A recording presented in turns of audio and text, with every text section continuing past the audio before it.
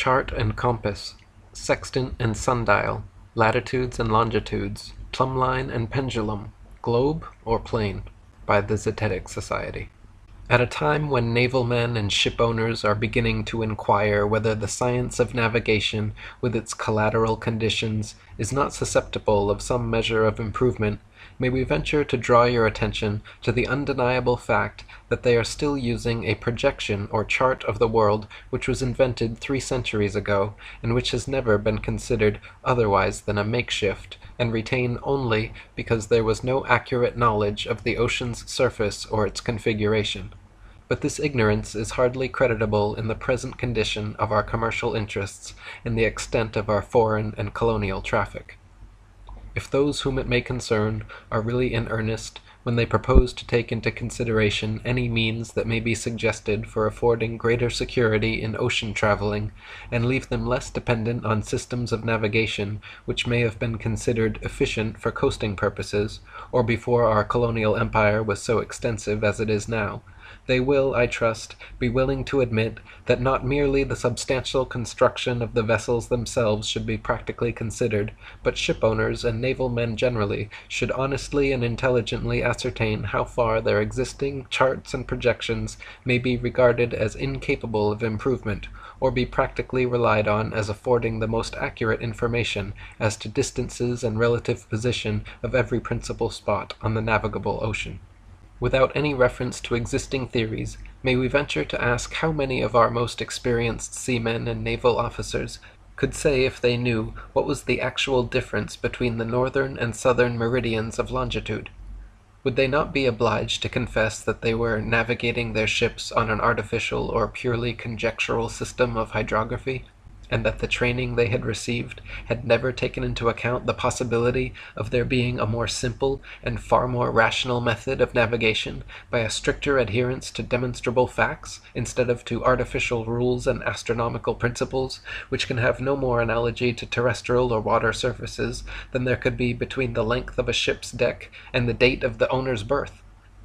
If their system was as correct as it professes to be, ought not a fully trained and perfectly educated officer be able to take a ship, say to Malta and back, on 2nd or 3rd voyage? Instead of which, when his theoretical education is over, he has to put his theories in his sea-chest and learn from actual observation, for many long years, how to take a vessel, say to the Cape of Good Hope, without finding himself some foggy morning on the coast of Mexico? We are afraid these remarks will be received with much disfavor and be resented as an insult to the services they are humbly intended to serve, but we are sure the issues are too serious to admit of any palliation, even in spite of the undeniable fact that thousands of vessels every year find their way out and home again with the most infallible accuracy. But is this any justification for retaining a system which has to be supplemented with the most voluminous tables, and practically ignored by every experienced sailor? We are merely insisting on the fact that a comparatively perfect projection is as easy of construction and 1,000 times more intelligible than one which makes a burlesque of the whole subject, and is as unlike what it is intended to represent as if concocted by a village schoolboy. Whether the earth be a globe or a plane, a square chart, with its rectangular meridians, cannot possibly represent its natural divisions, or define its relative distances, or give the true position of its several continents, or the actual bearing of any spot out of sight of the crow's nest. Any accuracy of detail is utterly impossible under such theoretical conditions. Surely no one will venture to say that this unnecessary and inexcusable defect in one of the most essential elements of practical navigation is not a slur on 2 great maritime nations like England and America. If other countries are no wiser, is that any reason why we should persist in setting such an example of barbarous ignorance? Our Admiralty and Boards of Trade are unfortunately regarded as oracular on all subjects relating to seamanship and naval science. We are, therefore, the most inexcusable for encouraging others to retain what we dare not defend in our own principles. We are ashamed to have to insist that the proper construction of our charts of the habitable world is as easily determined, and the distances as accurately laid down, and the latitudes and longitudes as mathematically infallible as would be the plan of an estate of a few hundred acres. And yet, in this professedly most enlightened age, we are still using a square chart, with every figure and line of it wrong, and as unlike the real earth and its waters as the ingenuity of man could conceive. Is not such ignorance as pitiable in our case as when the Ninevites were said not to know their right hand from their left? The distances on Mercator's chart are computed on the arc measurement, when no such shape as a curve can anywhere be found. So there are not 90 degrees north or south of the equator, but only 57½ degrees, barely 45 degrees of which are practically navigable. Meridians of longitude cannot possibly be parallel, but must be divergent from the central north to the southern circumference. Mercator's straight edge is as preposterous as a south polar center. But, without pursuing this subject further, we are quite prepared to show that the topography of the circular plane on which we live admits of exactly the same infallible accuracy as the compilation of the multiplication table. By using the present imperfect and most misleading projections, ships must inevitably wander hundreds of miles out of their direct course, while time and money and valuable cargoes are often risked, merely because the authorities, at home, think they would forfeit a certain amount of prestige by abandoning their time-honored fallacies. If the Royal Geographical Societies of England, Scotland, and Ireland cannot give you better instructions, on what grounds, it may be asked, do these scientific associations venture to collect incomes of 6,000 or 8,000 pounds a year each, and obtain royal charters for diffusing imposture and fraud and fiction? Now let us make a few practical remarks on the quadrant and sundial. From models or specimens now to be seen in the British Museum, we learn that the quadrant was known and used so early as the end of the 14th century, or several hundred years before sailors ever dreamed they were sailing on the surface of a spherical ocean.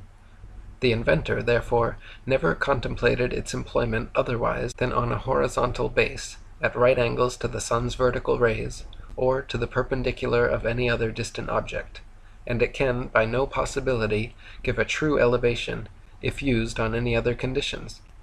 If these absolute conditions are not practically complied with, the observers would have 3/4 of their time occupied in making allowance for curvature, which it is well known they are never insane enough to think of. Again, all observers are supposed to be on one and the same horizontal base, so that a greater angle than 90 degrees is never contemplated or provided for, or obtainable in any survey that can be made. Every Arctic explorer knows that in the latitude, say, of Bering Straits or Hudson Bay, an observation of the sun can be made at midnight looking due north, which would be physically impossible if a large segment of a circle intervened between the observer and the June solstice looking over the North Pole. How discreditable it is to two such maritime nations as England and America, to say nothing of the other European governments, that such gross and wholly inexcusable ignorance on some of the most important points and the most elementary conditions in navigation should still prevail.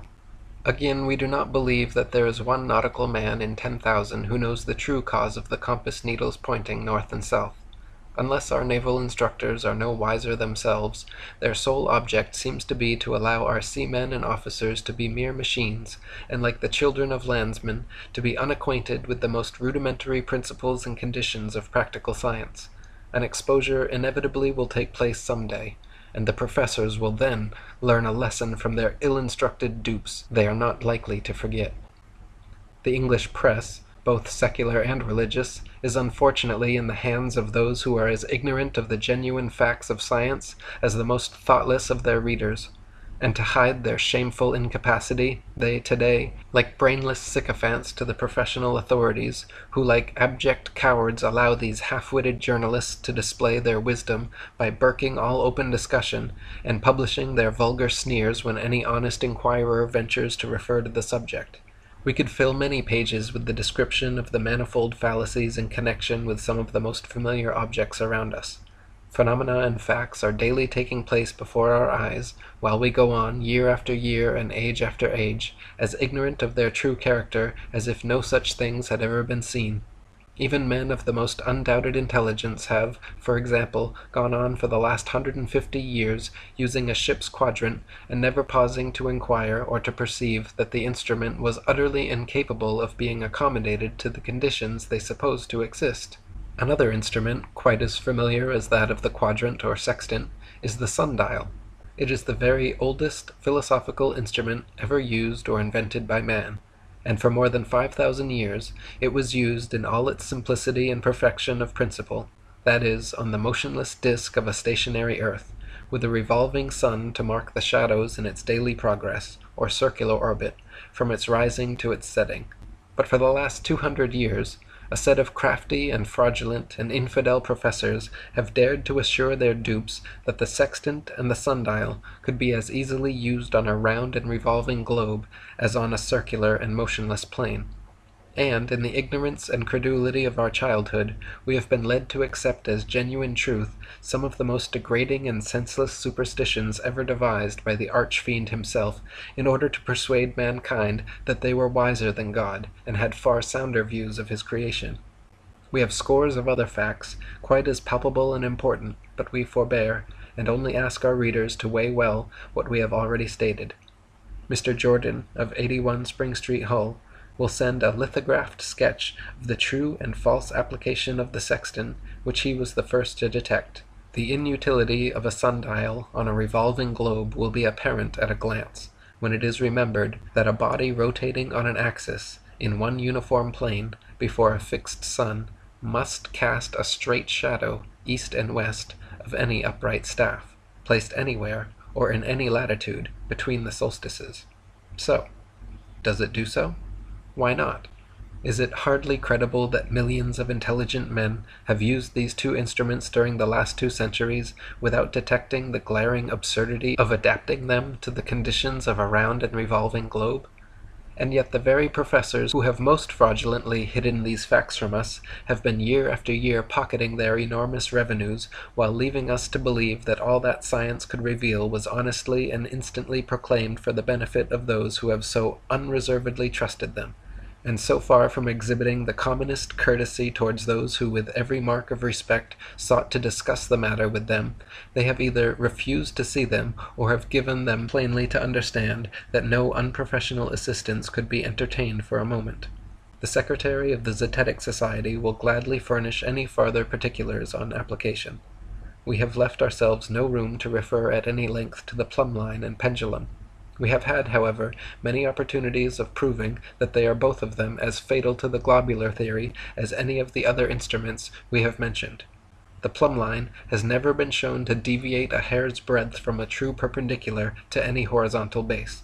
And as for the pendulum, its vagaries have as much consistency as a weathercock, so that, literally, every possible test to which ingenuity can appeal, all of them, without one solitary exception, utterly refute the globular theory, and fully establish the truth of the motionless plane, which the most learned and godly men maintained and taught for 5,000 years, and the pagan blasphemy now insisted on in all our secular and religious literature has not the very ghost of a fact on which to rely. Pythagoras, its original inventor, openly asserted that he had spent 6 months in hell, and even if he had not told us so, we should know that there is but one source from whence such a system of lies and imposture and blasphemy could have emanated. Has it got one defender, except among the very scum of the literary world? God's bitterest curse must rest on any country and people enslaved by such heathen superstition. And in spite of all the extravagant and senseless ecstasy now being displayed on the occasion of Her Majesty's Jubilee, we should have thought that after 50 years' slavery to such pernicious fallacies, and such worse than heathen ignorance on the most elementary subjects, we might have hoped that this year would have been characterized by some less childish and sensuous transports than those we are giving way to.